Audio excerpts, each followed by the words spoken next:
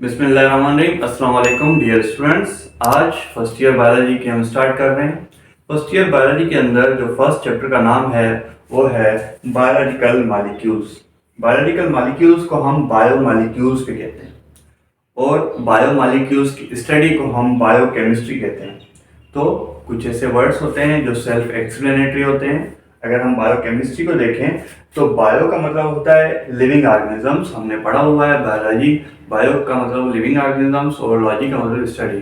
तो बायो का मतलब है लिविंग ऑर्गेनिजम्स और केमिस्ट्री को अगर देखा जाए तो केमिस्ट्री एक ब्रॉड सब्जेक्ट है जिसके अंदर हम क्या स्टडी करते हैं, केमिकल कंपाउंड्स की हम स्टडी करते हैं और सेकंड हम केमिकल प्रोसेसेस या रिएक्शंस की स्टडी करते हैं।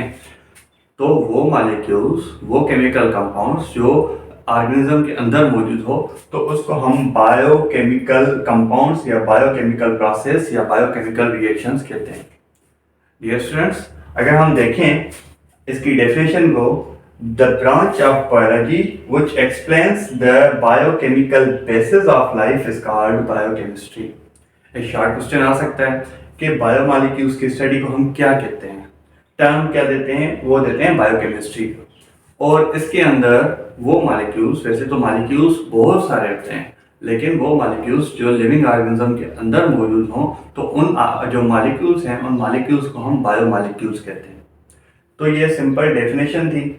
और अगर हम मॉलिक्यूल्स की बात कर रहे हैं, मॉलिक्यूल्स दो टाइप के होते हैं, एक होते हैं ऑर्गेनिक मॉलिक्यूल्स और दूसरे होते हैं इनऑर्गेनिक मॉलिक्यूल्स। अब ऑर्गेनिक मॉलिक्यूल्स क्या है? ऑर्गेनिक मॉलिक्यूल्स के अंदर जो उनकी केमिकल कंपोजिशन को अगर हम देखें तो उसके साथ हमें कार्बन और हाइड्रोजन आपस में बॉन्डेड मिलेंगे जिसको हम हाइड्रोकार्बन कहते हैं। आप प्रोटीन का स्ट्रक्चर देखें, कार्बोहाइड्रेट का स्ट्रक्चर देखें, लिपिड का स्ट्रक्चर देखें, न्यूक्लिक एसिड का स्ट्रक्चर देखें तो उनके अंदर आपको कार्बन और हाइड्रोजन आपस में बॉन्डेड मिलेंगे।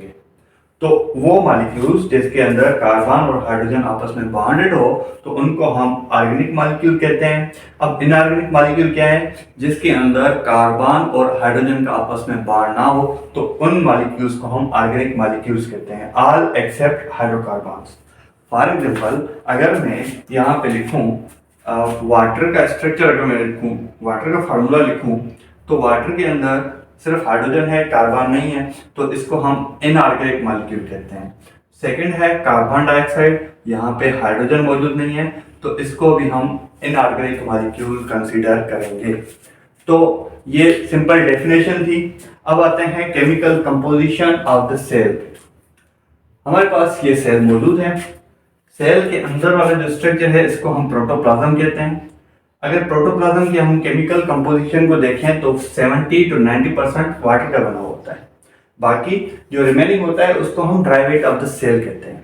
डियर स्टूडेंट्स, अगर हम सेल को देखें तो 70 to 90% तो वाटर का बना हुआ होता है, बाकी जो रिमेनिंग होता है वो किस चीज़ का बना हुआ होता है? वो ऑर्गेनिक और इनऑर्गेनिक मॉलिक्यूल्स का बना होता है जिसको हम बायोमॉलिक्यूल्स कहते हैं।